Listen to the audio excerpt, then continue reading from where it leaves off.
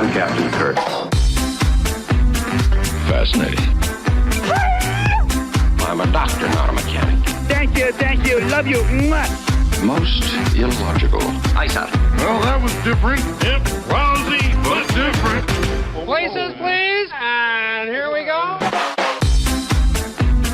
Welcome, ladies, gentlemen, bears, Valerans, and things, to episode 120 of MuppeTrek Podcast. I'm Jarman.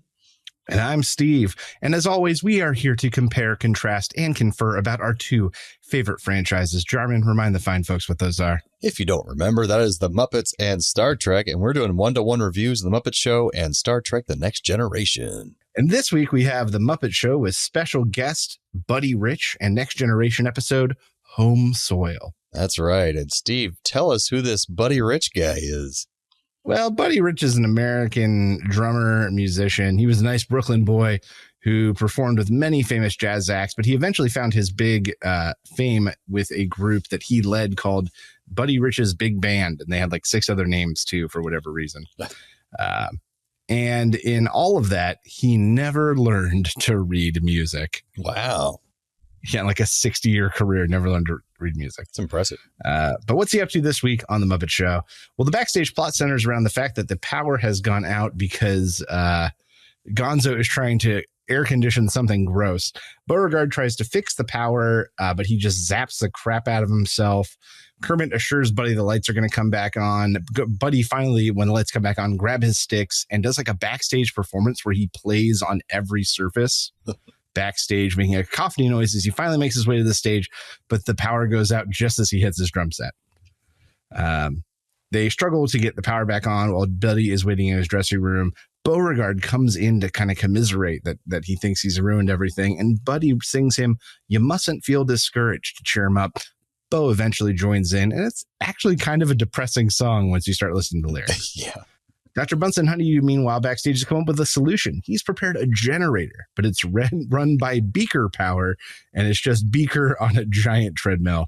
Beaker eventually gets tired, but Bunsen Honeydew helps to incentivize him by putting a tiger into the wheel to chase him. On stage this week, we get a slew of Muppets performing Good Day Sunshine. They're dressed as flowers, singing the sunny song. And then the power goes out and they pivot to Dancing in the Dark as they perform by flashlight after In the Darkness.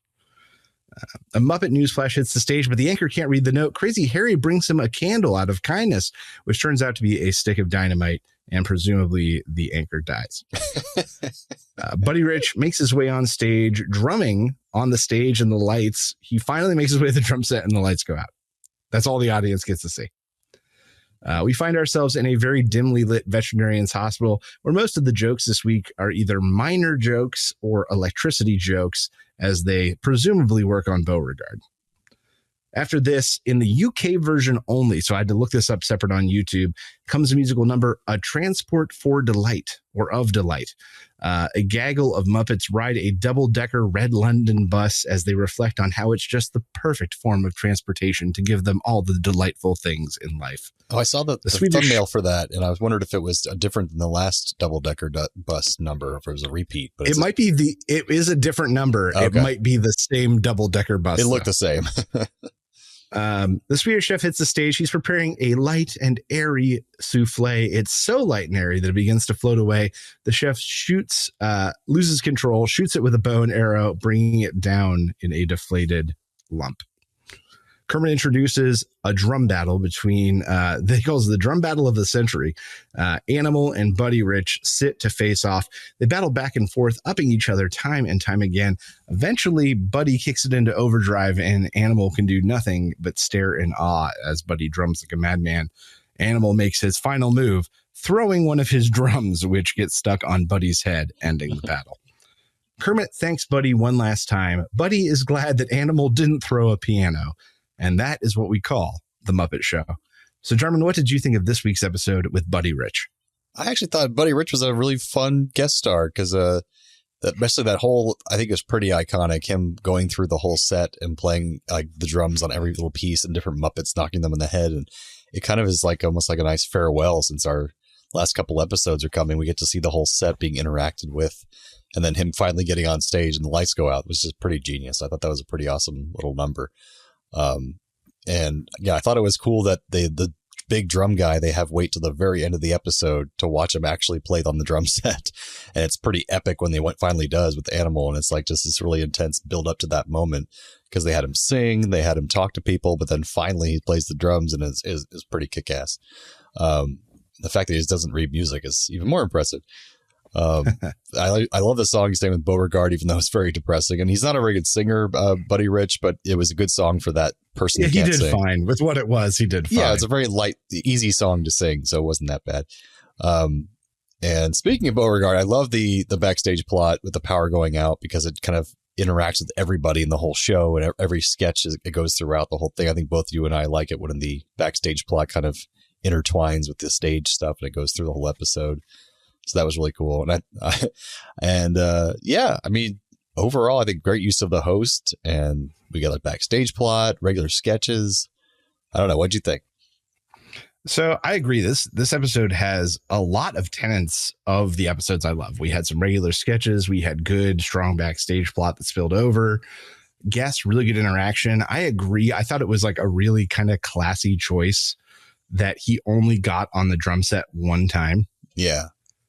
Like, we've seen so many, especially older, really seasoned performers go and just do their shtick.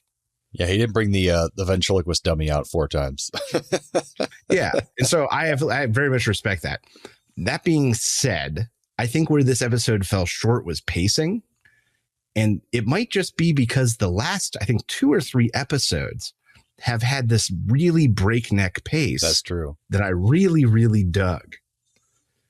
And this was sort of like an older episode. And so I wish I could find the marriage of the two. Yeah, they kind of spoiled us the this last couple breakneck episodes. pace with an episode that has all the tenets I like. Yeah, I think I didn't notice it as much, but you're right, because those last 2 episodes like spun by, like they were gone, they were done. so fast, one thing after another, over and over again. So we only have 2 episodes left. I don't know if we're going to get it, but maybe we'll get that perfect episode that marries it all. Yeah, just to cap everything off with Linda Ronstadt or Roger Moore. We'll see. But Buddy Rich, I think, interacted well with the Muppets. The little scenes he had with Beauregard. We got 2 backstage musical numbers, which is like almost unheard of, or maybe unheard of. This might be the only double backstage number I can think of. That's kind of true. Yeah. Not many. Yeah, not many. So this is probably upper middle for this season. We're getting pretty close to the end. Yeah, I put upper middle as well. Like, this is one of the better episodes. Just probably not the best, but it was definitely one of the better ones for sure. Because he was just a fun guy. I want to hang out with Buddy Rich. He really was. Yeah. Yeah. Besides this episode, I don't know who he is. I know him from this episode. I knew him, that name, because that was just people talking about famous drummers. I never knew. He used to be in jazz band and stuff. So, Yeah, that's true. You have reasons. That's probably where I heard from it first in high school, but like I'd never seen his face before. So this is kind of neat seeing who he was. Speaking of jazz band music this week, Good Day Sunshine from the Beatles. While both McCartney and Lennon are both credited as co-writers, McCartney pretty much maintains that this was his song for the most part. Ooh. And even Lennon at one time commented that he maybe threw in a line or something in quotation marks. Dancing in the Dark. No, not the Bruce Springsteen song. Dancing in the Dark. I said not that one. By Schwartz and Dietz. It was first recorded by Bing Crosby in 1931. Oh. You Mustn't Feel Discouraged. This is the nice Beauregard and Buddy Rich backstage from Jewel Stein. Stein worked on many Broadway musicals, but his most interesting credit comes from him writing the original music for the soundtrack of a short-lived amusement park called Freedom Land, USA. It was a United States history-based theme park in the far reaches of the Bronx, New York, and it was shut after just 4 years. The debts it incurred were so bad that it almost bankrupted the Teamsters Union, who owned the land. Oh, my God. Yeah, that's how bad it went. And then A Transport of Delight. This is the one that was in the UK version only. You'd have to find on YouTube. From Flanders and Swan. They were a comedic duo from the UK. Over the 11 years that they partnered, they performed more than 2,000 times. And when they stopped, it was fully amicable. They're like one of the few musical duos in history that they were like, yeah, I think we're just done. And they remained friends, and they even like did stuff together after that. Nice. But after 11 years, they're like, hey, we did it. We made our money. Let's go. Let's retire. Take it easy. Yeah, just be done. We'll do that one day. One day. What did you think was the best Muppeteering moment this week? I'm going to have to give it to Frank Oz. Officially, we got favorite Muppeteering moment. We don't say the Muppeteers enough. That Frank Oz as Animal doing the drum set number, which is incredible because it matched up so well with what we were hearing. That just took a lot of skill and just like amazing that he could do that and match it up so well. So that definitely Frank Oz for this one, an Animal. I'm going to give it to Richard Hunt as Beaker in the treadmill for such an unnatural movement. Like, what would a Muppet look like running up an incline? That's true. In a treadmill. He did a really good job of like showing that sometimes if Beaker got ahead, he like elevated. Yeah. Or if he got behind, he started tipping forward. Like, it was very well realized and very, say realistic. Yeah, for a group that doesn't often rely on physics. Something you don't think about because they're like, oh, yeah, he's running, obviously. But no, someone's doing that and it's fake. Yeah, like, yeah. And then trying to change the angle to make it look natural. That's true. So I thought that was very successful and something we got to see a few times. That's funny. I didn't think about that. So, Jordan, what happened this week on Star Trek The Next Generation? Well, now we have home soil and we have the Federation recently received spotty communication with their terraforming colony on Valara 3, always a number after the name. So the Enterprise is sent to go check it out. And once they're there, they are finally answered on the view screen by the director of the terraforming colony, Kurt Mandel. But he's being super evasive and weird and doesn't want them to come down and check it out because they're way too busy. We can't see you. But Troy can sense something is up. So Picard sends down an away team and things seem good enough. And they get a tour of the place. Everyone's being really friendly. But then an engineer goes to work in another room and he's shot down by one of the lasers they use to mine the minerals there. So they take him on the Enterprise to save him, but he quickly dies. Data says the laser must have been controlled by an intelligence to do that. So Picard shuts down all the operations and takes the remaining 3 terraformers up to the Enterprise until they can figure it out. So Data investigates the laser and it tries to take him out as well, but he kicks its ass and destroys it. Data and Geordi eventually find this strange sample of some glowy thing where the laser was digging. So they take it up to the Enterprise to study it. And they find out that it's actually a weird non-organic life form that just suddenly replicates itself to prove that it's basically a life form. And then it starts taking over the computers on the Enterprise, taking full control of the medical lab. And it eventually uses the universal translator to tell the crew that it was being killed by the terraformers when they're destroying its water source. So now it's declaring war on the ugly bags of mostly water humans. And they can't talk it down. They try. Picard tries negotiating with it, but they eventually figure out that it's powered by light. So they turn off the lights in the medical lab, and that starts to kill it. So now it's going, oh no, please don't kill me, you human ugly water bags. And so now it's willing to negotiate. So Picard promises that they meant no harm, and it sends the weird life form back down to the planet, promising they won't terraform there anymore. And apparently Mandel, the leader of the terraformers, he didn't know about this weird life form he did know about the life form the whole time, but he didn't think it counted because it was non-organic, and he also didn't know it was intelligent. And so all the terraformers feel bad for, killing them or starting a war with these little crystal entities. And that's what we call an episode. So, Steve, what do you think of Home Soil? All right. So some things I liked. I like that it was a good grabby opening. Like them refusing the Enterprise and the Enterprise having to push their way in was interesting. And that's something we get to see all the time. I like that Troy, I feel like for the first time, really felt useful. Yeah. Typically, she's chiming in with people's feelings, but they don't help to advance the situation or even the plot that's being told. And this time, I feel like she played a very key part in the story in advancing the plot. So because of that, I was very happy to see that happening. And I actually just heard an interview recently that she was originally that character was going to be a full-on telepath, but they figured out that would be really bad because it would put them in a box for a lot of episodes because she could just read minds. So they had why wouldn't she just know what's happening? Yeah, so they had to damp it down by saying she just has feelings, so it makes it a little more empath. Yeah, exactly. I like the life below the planet. That was a good reveal and something that was in front of us the whole time. I liked Riker going to investigate with his manhood and machismo. You know, I think she'll respond better to you. He's like, I think she'll respond better to you. I was like, really? We're just going to send his bulge in there? All right.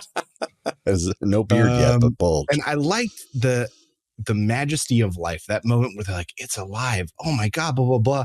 And then that sudden switch to like, oh my God, it's dangerous and scary. We can't get the field up. I love that switch. We got to watch it in one scene. Yeah. Some things I struggled with a little bit. The Doctor played it just way too subtle. His emotions about like, he's super defensive. There's 2 layers and blah, blah, blah. Just all read as like charming British gentleman. Like there was no level to him for me. Oh, the director guy or whatever. Yeah, Mandel or something. Mandel, something close to that. Mandel. There were moments that this episode also suffered basing issues, and that there were moments where I couldn't figure out what problem was being worked on or resolved. And typically in Star Trek, and this is maybe the failure here, is that there's some secondary pressure, an additional countdown clock, an additional stake that's driving it. And this didn't have that secondary stake. And so because of that, it felt like there was no movement forward for a long time. It's just the thing is growing. We don't know anything about it. The thing is growing. We know a little bit more about it. The thing is growing. We made a bad assumption about it. The thing is growing. Let's talk to it. Yeah, I think on my same note, I wrote in my notes that there was no B plot in this episode. And I'm noticing that the early episodes don't always have a B plot, which they figure out later on. They kind of always need that because, like you're saying, kind of just like the Muppet Show. Yeah, it rolls the episode along, and so you like if you get a little break from the main plot to see what's going on with these guys over here, and then you go back to the main plot, and it keeps the pace moving faster. So they figured that out a little later on for sure. This episode has maybe the dumbest quote of the entire show so far. Data and Picard are talking about how this crystalline thing is like a computer. And Data says, and like any computer, and Picard answers, more is stronger. Yeah, that was weird. What a stupid line. More is stronger. Then, okay. It just felt like it resolved with nothing having to happen. Like nothing had to happen. They literally were like, we don't want to go to war. We mean you no harm. And it's like, no harm. We are at war now. And they're like, no, we don't mean you no harm. He's like, no, destroy you all. And then finally the last time they're like, we don't mean you any harm. And they're like, oh, okay. Because they tortured him. That's why. Right. It was just so like, what? Why nothing happened to make this occur? Well, they're going to kill it. That's why. And he was like dying. I know. It just didn't feel like, it just felt dumb. It felt like nothing actionable happened. I guess when you take a step back from the things that are actually at stake, there's not a whole lot at stake besides like making sure get that thing off the Enterprise, I guess. But other than that, like it's not world ending or anything. So, yeah. So maybe they've set bad expectations for me as a viewer. That's true. I like this episode. I like that it's more talky because I like a lot of the TNG episodes that are more about diplomacy and negotiations and science, because it sets it apart from other sci-fi shows and even the other Star Trek shows. That TNG is particularly very talky, and I like that. Because I like my action shows, but this one's more like my talky show. But also I thought the guest actors, because they were really good in the last few episodes, they were pretty bad in this episode.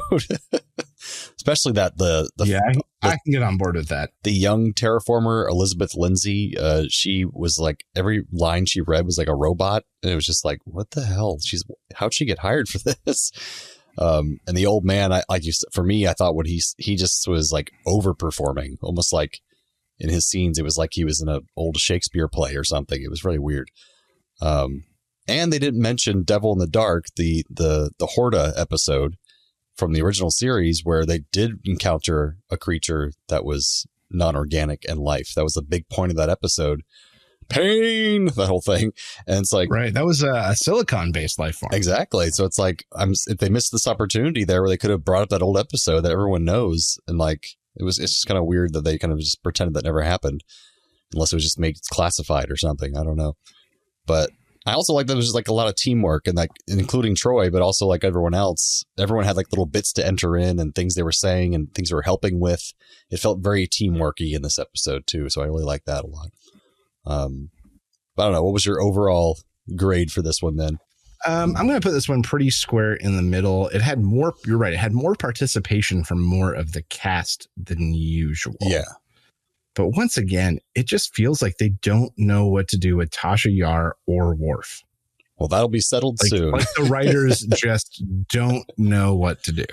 Yeah, because they kind of redundant purposes. So that will be soon remedied. Yeah, it's like they share they have 2 lines and they Rochambeau to see who gets which one each episode. And they accidentally screw up one time, and Worf talks about the rape gangs, and then that's right. No, that does not happen. But I agree. I put like an upper middle for me so far because there hasn't been a huge high bar really for this season quite yet. There's been some high bars, but this one kind of goes in the middle pretty solidly for me too. It's not bad. Yeah, I can agree with that. Yeah. But anyways, some trivia for this episode. This is the first time there's a reference to a restroom on the Enterprise. As Riker and the engineer are talking, she mentions that one of the colleagues is stuck in the restroom. You're right. Yeah. So that's something that's never been mentioned before, and not mentioned much at all in all of Star Trek, where they go to the bathroom. I heard the line, but I didn't think about it at all. The crystalline life forms depiction for humanoids in the episode spawned the phrase "ugly bags of mostly water," which has been used as the title of a documentary about Star Trek fans, which is terrible, and as the name of a song by the band Streetniks, as well as being referenced by Dream Warriors in the lyrics of "My Definition of a Boombastic Jazz Theme." So that's been used in pop culture a lot from this episode. In a scene showing the micro brain thing, they called it, in sickbay, there's a sound effect from Star Trek IV: The Voyage Home, the same effect that's used for the alien probe making whale song. They use that briefly in there. It was kind of neat. The female engineer who talks about the restroom, the one with the short curly blonde hair, who we've never really seen before, she was played by Carolyn Barry, and she also played the Metron in the original series episode Arena with the Gorn. She was the all-powerful godlike alien at the end with the toga who was in control of the whole thing. And they made her look really androgynous in that episode. And I was really confused by this because how androgynous that person looked, and they used a male voiceover for their lines because they wanted them to be really androgynous looking and sound like a man. So knowing the original series, it was voiced by Doohan. Yeah, right. Just knowing the original series, I'm going to put an 85% chance it was Doohan. But and apparently that Metron look with the toga and the very androgynous look with blonde hair, what influenced Jack Kirby, one of the creators of Marvel Comics with Stan Lee, when he designed Adam Warlock for Marvel Comics. So that actress, Carolyn Barry, was kind of influential in a lot of things. Captain Picard and others refer to the inorganic intelligence as a microbrain. And incidentally, Q jokingly uses that same term in several other episodes to describe Worf as a term of derision to provoke him or get under his skin. So he calls Worf a microbrain. We'll look out for that.